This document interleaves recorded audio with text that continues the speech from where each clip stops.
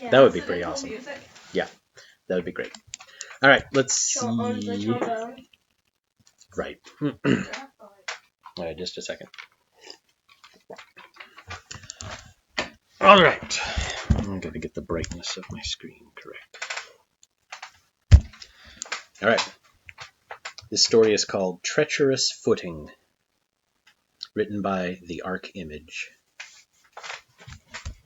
The summary, which I'll read part of it to you, is Chara sleeps in and tries to find their siblings only to find them all placed in extreme peril. How can they reunite and escape? Chara woke up to the sound of something clattering downstairs. They blinked into the late morning sun peeking through the blinds of the room they shared with their two siblings. Something itchy dug into the side, and they pinched a tuft of white fur from between their sheets, evidence that Azrael had sneaked into their bed last night, confident he would wake up before Chara. It would have been the perfect crime, were it not shedding season. They couldn't find it in themselves to be mad, though. They peeled away their covers with a yawn, deciding they might as well get up. They stumbled to the bathroom to wash their face and hopefully rinse the last traces of sleep from their brain. Chara was very mature for their age. They could be counted on to wash and dress themselves because they were a big kid. That was why they could get away with sleeping in a little on the weekends. Frisk, meanwhile, had to be nagged to take their baths and brush their teeth and all the other upkeep demanded by the sack of meat called the human body. Azrael, on the other hand, had always been an early riser, so they had no trouble in the mornings. The shower stall was sized for Asgore and Toriel, with a secondary shower head for their smaller children. Everything in the house was Asgore-sized, which was fine. Chara liked how luxurious Asgore's house felt. New Home had been the same way, but back then they were far too intimidated to appreciate it. Now they felt like they lived in a palace.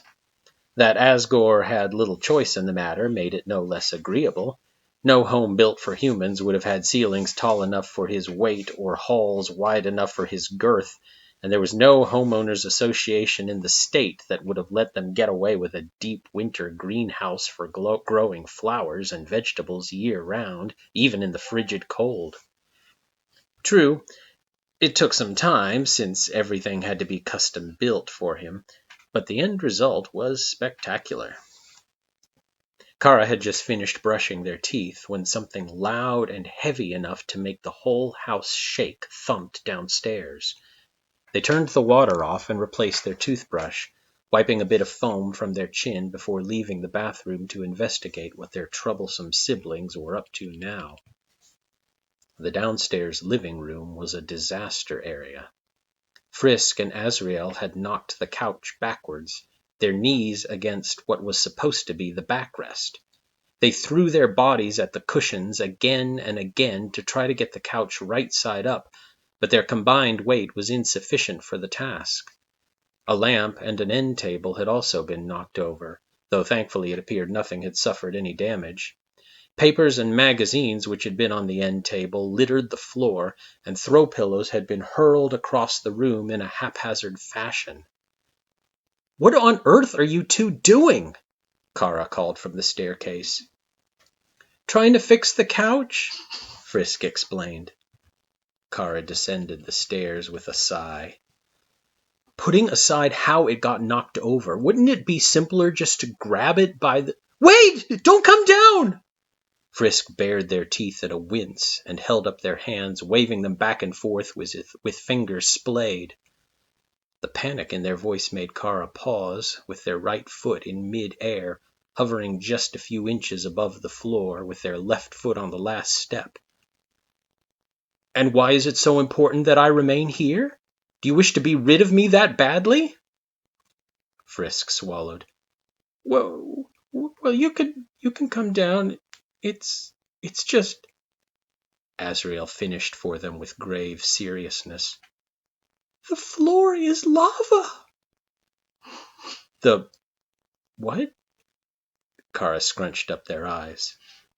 "If we were this close to lava, shouldn't the heat have cooked us all to death?" Azrael was quick to counter. "It's magic! We can get close to it, but if we touch it, we'll burn up and die instantly. That made perfect sense. Chara retracted their foot, eyeing the floor with newfound wariness. A dastardly trap, and in my own home, no less. There will be retribution when I find the one responsible. Come on, Chara, Frisk waved over. If you can make it to us, we can flip the couch back over. And how do you propose I do that? There isn't anything I can use as a bridge. The stairs led right to the front door. Perhaps they could leap to the shoe holder, but there was no guarantee it would support their weight. Even if it could, there was no other platforms which could be reached from there. Frisk pointed something in the shadow of the stairwell which Chara couldn't see. There's a desk there. If you can get around to the other side of the handrail. Chara leaned over the side of the banister. Aha! They saw what Frisk meant. Asgore had put a writing desk up against the stair wall where he would fill out papers when he wanted to work from home. From there, they could hop onto the back of Toriel's comfy chair and then to the couch to rejoin their companions. True, Chara couldn't reach the desk from the bottom step of the stairs, but they kicked off their slippers and towards the door. They would need the extra grip from their bare feet for this. They got a firm grip on the banister and swung around to the opposite side of it, standing on a tiny bit of stairs that peeked out from underneath. There was only enough room for their toes to get a grip. If their hands let go of the banister for the slightest moment, they would fall backwards into the living room and to certain death. Sliding their hands one at a time while stepping carefully, they climbed the stairs back on the reverse side of the handrail. They had to crouch down so their head wouldn't hit the ceiling, but they were able to make it just above the desk. Chara couldn't tilt their head at the correct angle to see where they were landing. No helping it, they were going to have to fly blind. They took a couple of breaths to try to psych themselves up, then carefully reached down with one foot. Their toes probed this way and that, but found no purchase. The desk must be even further below. Maybe if they got a hold of the stairs by their hands and dangled down, they could gently settle themselves without falling? They could get one hand down without trouble, but to make room for their other hand, they would have to let their feet dangle. Could they really hold their entire body weight up one-handed, even just for a moment? Are you okay? You need help? Frisk's voice sounded concerned, bordering on distressed. I'm fine, Chara said through a strained throat, not sounding nearly as reassuring as they had hoped. Their toes and fingers were starting to ache, their arms were wobbly, and their chest was starting to hurt. Blast those two. Chara was not as athletic as they were. I just need to drop down, and I can jump from here to the couch. I'll be with you in a moment. That's a relief, Azrael said. Just watching you is making me nervous. Well, excuse me, Chara said while rolling their eyes. If either of you had thought to warn me before springing this... Their fingers slipped. They felt a brief rush of wind as they tumbled down and landed on Asgore's desk butt first. The impact sent papers flying through the air, and a tall cup full of writing instruments toppled over the edge of the desk. Even the lamp skittered dangerously close. Chara, however, was still falling backwards. They instinctively reached a hand out behind them to steady themselves, and their heart lurched when they found nothing. They felt their center of gravity shift away from the desk over the precipice, and then they fell backwards towards the bubbling, hungry magma below. They felt a wave of static electricity wash over them. The feeling had a particular spikiness with soothing after effects that they had long ago associated with Azrael's magic. In the same instant, their bodies stopped falling with a jolt, and they hovered in the air. Chara took deep breaths to put air back in his lungs. They had been just about to land head first. Even on carpet that would have been dangerous. No, it was lava. It would be deadly. They looked to their chest to see a blue heart. Gravity magic, then. "Thanks, Ree," they croaked. "But if you could do that, how come I had to climb down all the way here?" "This is harder than it looks," Azrael squeezed out. It was true. Even holding Chara in place was highly taxing. Blue magic required a great deal of precision. Even the slightest twitch in the wrong direction could send the subject hurtling across the room at rapidly accelerating speeds. By all rights, it was a miracle Azrael had caught them at all, let alone being able to keep them there. His right arm was outstretched, with his left hand clasped around his wrist to provide support. His brow was furrowed in concentration, and he spoke through clenched teeth. Chara held out their arms towards the chair back. "All right, you can guide me to Toriel's chair, but gently." It was too late. They were hurled to the side as the full force of gravity shifted parallel to the ground. They belly flopped onto the back of the chair, pushing the air out of their lungs with an "Ugh!" and knocking the chair off its back legs. It listed, teetered for a moment, and then fell forward with a thud which reverberated through the house. Chara reflexively grabbed for the edges of the chair, barely managing to hold themselves up as the tingles of Azrael's magic faded. The chair was now balanced on the end of the arm rests as a fulcrum, Chara's weight pushing the top of the chair against the floor, but that could easily change if he shifted position. The back was convex, and the angle was poor, so they were in constant danger of slipping. "I'm sorry," Azrael cried, cheeks flushed from his exertion. "I didn't hurt you, did I?" "I'm okay," Chara winced as they put a hand to their chest. "My ribs broke the fall. Or the fall broke my ribs, one of the two." Azrael breathed a sigh of relief, even as Frisk whined. He reassured his adopted sibling. "If they can joke, they're still fine. They're just one leap away from us, so we'll all be together soon." About that," Chara winced as they tried to climb higher, and the chair wobbled dangerously. Even shifting their weight caused the chair to lurch. "I don't think I can make that jump. This is way too precarious." They looked around for another safe spot to stand and found none. "Hey, could one of you maybe peel off a cushion and make a land bridge?" "That won't work," Frisk insisted. "It has to be the furniture." Unfortunate, but they had thought that might be the case.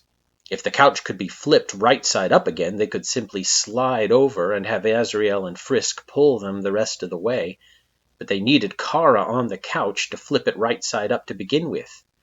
What a quandary. "Okay, I have an idea. Lean over the side of the couch and pull the lever to make the footrest stick out. Both of you."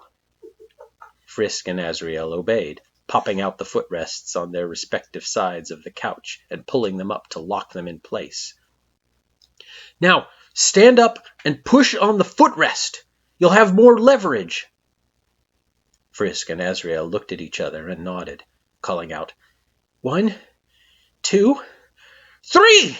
before jumping onto the footrests and hanging off of them. The couch came down like a hammer, nearly flipping the two kids off into the brown fuzzy lava before settling backwards right side up. Frisk and Azrael scrambled back into a proper sitting position while giggling. Chara wasted no time. They got as good of a foothold as they were going to get and made a jump for the couch, landing on their side and rolling into the back while missing having their head end up in Azrael's lap by inches. Toriel's chair rocked back and forth, looking like it was going to list over onto its side, but managed to correct itself eventually. "The siblings have reunited," Chara narrated with a tiny smile. Frisk clapped, and Azrael helped them sit up. As all three of them caught their breath, they looked out across the landscape of the living room. Yes, they were all together, but what now? The lava wasn't going anywhere. There were only 3 exits from the room: the stairs, the kitchen, and the front door. The space between the living room and the kitchen was open concept, but getting there would require a tremendous leap onto the kitchen's hard floor. The front door was closed securely, and there were no platforms from which the doorknob could be reached. The stairwell was also unreachable. The only way there would be to take Chara's route in reverse, a prospect that looked even more daunting than their initial path. As they discussed what they were going to do, a loud voice came out from behind them. "Oh my," Asgore said. "What is going on in here?" Chara whirled around and poked their head over the back of the couch.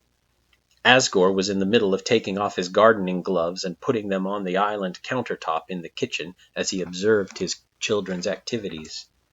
Chara warned, "Dad, don't come in!" Azrael popped up next to them, nodding furiously. "The floor is lava!" Asgore eyed the living room carpet and stroked his beard. "I see," he mused. "That is most distressing. Well, the kitchen appears to be safe to stand on. It must only be the carpet." The kids looked at each other and decided that if the alternative was to watch their dad catch fire and die, he must be correct. Frisk said, "Yeah, the kitchen's safe." "Then I can help you escape. Make a jump for it. I'll catch you." Asgore held out his big paws and gestured for them to come over. Chara complained, "Can't you just use magic to float us over there?" "That would hardly be sporting," Asgore said with a smile. "Think of how the lava would feel to have its challenge bypassed so easily." They were about to make an argument that of course lava didn't have feelings, but remembered in time that it was already established that this lava was magic. And who was to say magic lava couldn't be alive? Once again, the logic was ironclad. "All right, let's jump for it," Chara agreed. "Frisk, you go first. You're the best jumper, so if you can't make it, the two of us will know that we'll have no chance." Azrael and Frisk nodded. Azrael followed it with, "Chara, you after, since you got to choose who goes first." "I'm not sure how that logic works." Frisk poked Chara in the side. "It's 'cause he's better at sports than you, so he knows that if you can make it, he can too." Then they put one foot up on the back of the couch and launched themselves towards the kitchen before Chara could make a retort. Frisk was graceful in the air, soaring majestically with arms wide to give Asgore a flying hug. Asgore caught them easily, and Frisk wrapped their arms around his neck, giggling with delight. Asgore patted them on the back and put them down on the ground, and then they both looked at Chara expectantly. Chara has to go next, according to the logic. Chara began to think Azrael was making them go first simply because he didn't want to follow a performance like that. Chara took a breath to steady their nerves. They had embarrassed themselves on the desk, their chest and backside still hurt from that escapade, and this was their chance to redeem themselves. They planted one foot on the armrest and another on the back of the couch, eyeing the gap between them and the safety of the kitchen. So far. Had Frisk really crossed it so effortlessly? Nothing for it. They would have to take their best leap. And so they did, stepping out into the air and pushing off with a furious grunt. For a moment, they thought they wouldn't make it. Their angle was bad, they didn't have enough forward momentum, they didn't defy gravity for long enough. They imagined landing in the lava with a splash, writhing in agony as they were consumed and their family watched in horror. But then, two big furry paws snapped them out of the air, cradling them just for a moment before depositing them safely on the linoleum. "That was great!" Frisk congratulated, offering a high five.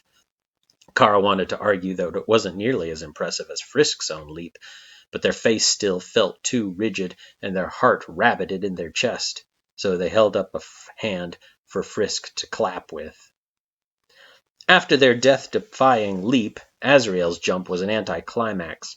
He hurled himself off of the couch, causing it to skid an inch forward from the force of his kickoff.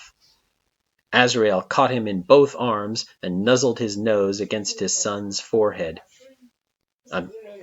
Oh, did I say that wrong? Sorry. Asgore caught them in both arms and nuzzled his nose against his son's forehead, provoking an offended "Dad!" from the embarrassed goat child. What did you say? Can't wait for Toriel to come. Oh. Then Azrael was deposited with his siblings, and they shared their joy at having escaped certain doom. Uh-oh, the phone. I must get it, I guess. You do get to your phone calls. I can get that a little later, I think.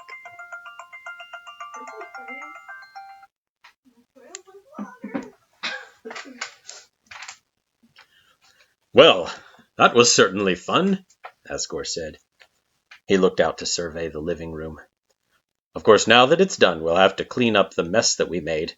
Your mother will be home any minute, and... Oh, no. But when he looked again, he noticed that he was alone. The children had already left him behind. He barely had time to register his predicament before the front door opened, and Toriel walked in with a shriek as she noticed the mess. Furniture overturned, paper scattered, nothing in the place it was supposed to be. Asgore? She fumed, tapping her foot. I believe I asked you to watch the children and keep them out of trouble, did I not? Asgore could only sigh and prepare himself for what was to come. Next. The end. Next. It's only like, yeah. Next. Yeah, there's more stories. Well, What's the rest of the if you story? like it, then say thank you to the author. Thank you Thank- to the author. Yeah, what she said. Yeah. Thanks to the author. You're welcome. I mean, no, wait, what? You're not the author. Nope. What was the rest of the summary? Oh, the full summary? All right, I'll read it Oh, to you didn't read it because it was talking about the floor is lava? you. Chara sleeps in and tries to find their siblings, only to find all of them placed in extreme peril. How can they reunite and escape safely when the very floor is lava? Yeah, without the second part, it's a lot different. Yep. That's great. All right, well, that was written by the Archimage, so you can thank them for that. Yeah. Okay. Okay, bye. Aren't you going to read more? That's all I've got, though.